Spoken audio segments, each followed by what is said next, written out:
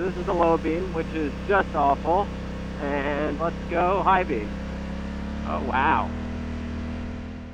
A couple years ago, I decided the Tenere's lighting was just not adequate for riding at night. So I did something about it. I installed this Lightbar, and you can see the video for that build, but as soon as I did that, that winter they came out with a new one, which had a wider beam, so combo between driving and flood or fog, so that it would have a better general illumination. So this was a little bit too narrow.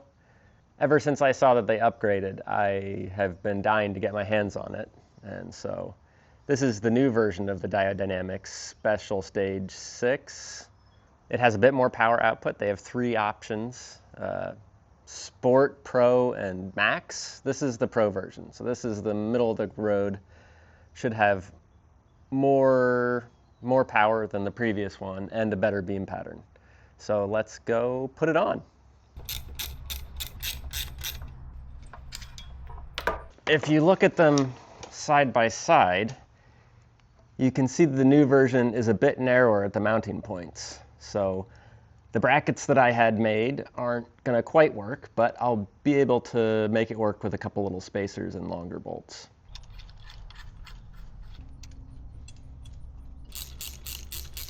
And now I just need to update the wiring to accommodate the 3rd pin, which is the backlight. Oh, and the new ones have a nice little yellow backlight that is on when the light isn't, which, take it or leave it, but I think it looks kind of nice. So I need to update my wiring, and fortunately, I made myself a nice little wiring diagram for the next time that I have to deal with this system. So I need to change it from 2 wires to 3 wires. And fortunately, I switched the positive instead of the ground, which means that this is not going to be a super complicated change. I got some nice tinned 3-conductor wire. You just need to strip it without touching the insulation. And it's 16 gauge, just like they recommended for this. And remember, folks, the heat shrink only works if you put it on before you solder the wires.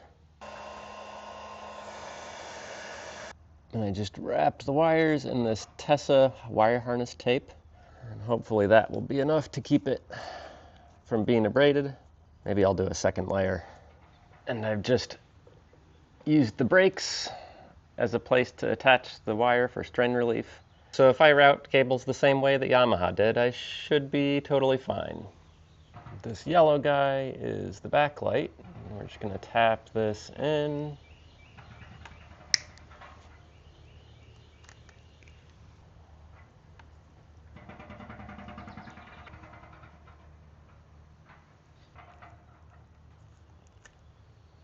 What is going on? First time stripping on camera, and it's a disaster.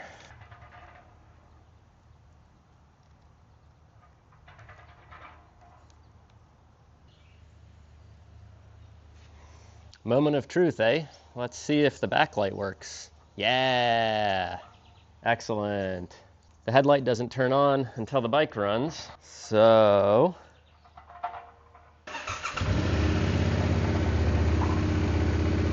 Whoa!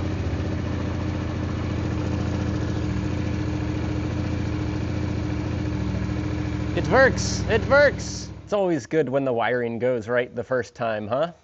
Now it's just time to get the wiring harness cleaned up, and I have to fix a couple other wiring things, and I'll show you about that in a little bit.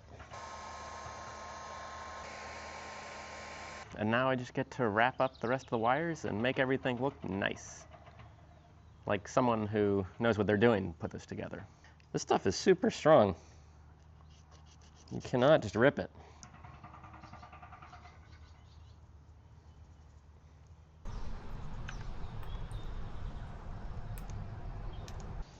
All right, that looks pretty reasonable. And I'll just replace the yellow zip tie with a permanent one. And don't forget to cut the zip ties off nice and sharp so that you can screw over the next guy. So on both of the 2-pin accessory ports, the cables that I had previously bought sort of disintegrated. Every time I strip it, the wire just fell apart, and one of them, the pin just fell out of the connector. So, time to replace them with hopefully something okay, and maybe it'll last for another 5 years.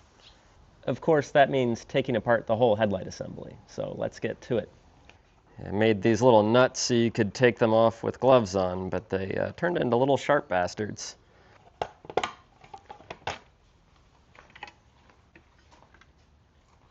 I have now done this enough where I think I know what I'm doing.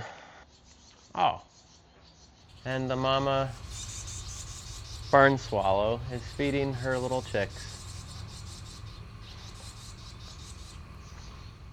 And also pooping on my bike. The 4 headlight bolts are not the easiest to get to. Once you loosen it, you can unscrew it with your fingers the rest of the way.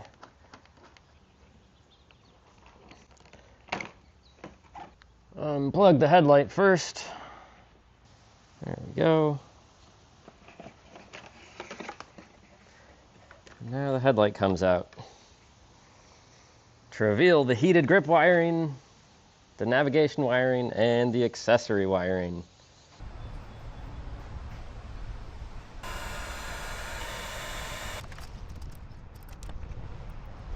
Now we'll just get some dielectric grease and put it in this connector, and hopefully it'll last a little bit longer this time. Venture into the Permatex collection for one of the greases or glues. It's funny that Yamaha would use this connector for accessory stuff instead of the nice sealed ones they have for the higher power accessory circuit. This connector came just long enough, so I'm just going to crimp on some spade ends for my charging port. A little more dielectric grease. Now, did it work?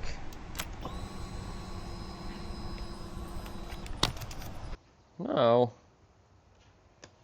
Nothing? Are you serious? Well, that's annoying. Always check the connectors when you buy them from the internet. It turns out that they were backwards. Red was ground and black was positive. So I just need to switch them around and we'll be good to go. All right, let's try that again now that I've switched the pins around.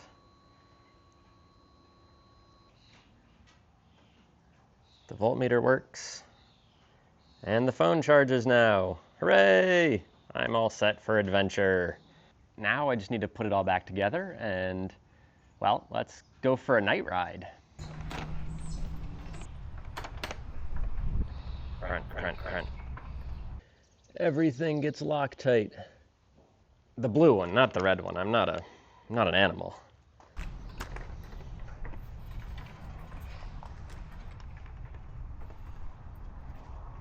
I should probably plug the headlight back in.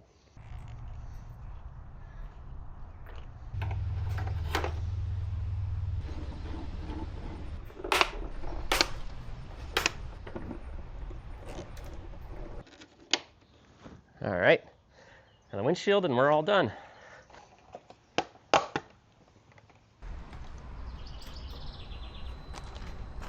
That looks quite good. A little extra yellow on the front. Yeah, not too bad. Now, we just have to make it dark like that. Well, it's nighttime and we're in the woods. So let's see how this new high beam does, shall we?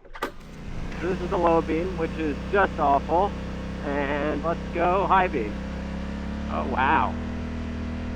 It's a lot more filled out than the old one. The old one was a bit narrower. It was wider than the stock high beam. But this is quite a bit more filled out. The spots maybe not quite as bright, but I can see a lot more to the side of me, which was the whole point. Still got a pretty sunset. Wow. That's gorgeous. Through the land of the tall trees. So this is where I tested the previous light. Let's do it again. While the old driving beam had more intensity farther down the road, it lacked the spread needed for riding on windy roads. The new combo beam is definitely an improvement in this regard, and it still casts enough light down the road to ride at reasonable speeds.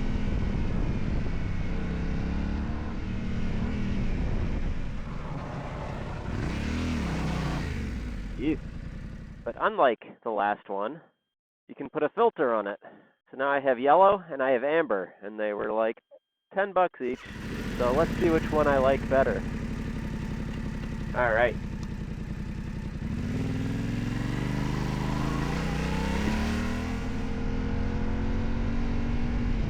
It's sort of shocking how much light that cuts.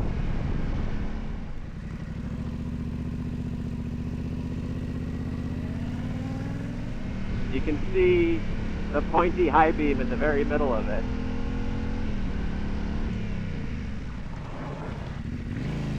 Let's try the amber.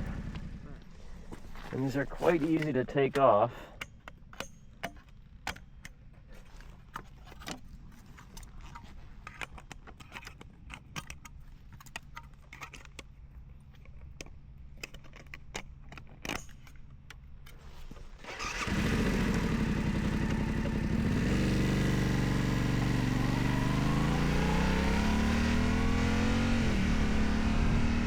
Even darker.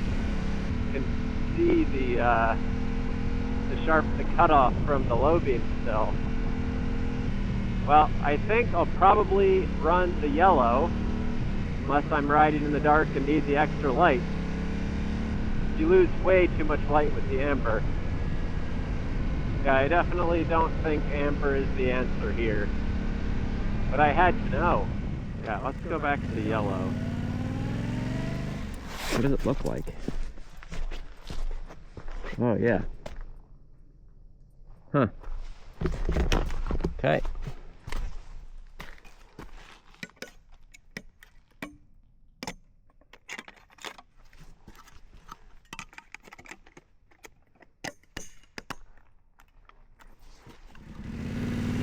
Oh, yeah, so much more. I wish they had had this combination when I first ordered. Yeah, the spotlight wasn't as fun on curvy roads. All in all, I'm really happy with the new light. It's just about as wide as the low beam, and it's as bright as the high beam. It'll make those curvy roads less scary while hunting for a campsite way too late at night. Thank you so much for coming along, and I hope to see you in the next video. And like, share, subscribe. We mustn't forget to feed the YouTube's insatiable lust for clicks.